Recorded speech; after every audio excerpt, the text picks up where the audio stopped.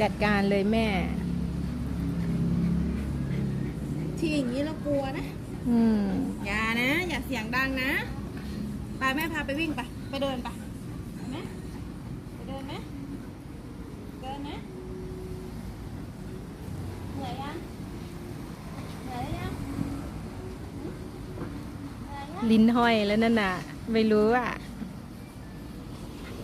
กินน้ำอีกหิวน้ำร้อน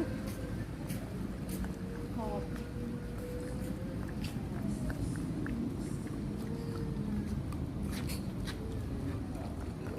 ห้ามเสียงดังนะกินดีๆนะอย่าเสียงดังนะ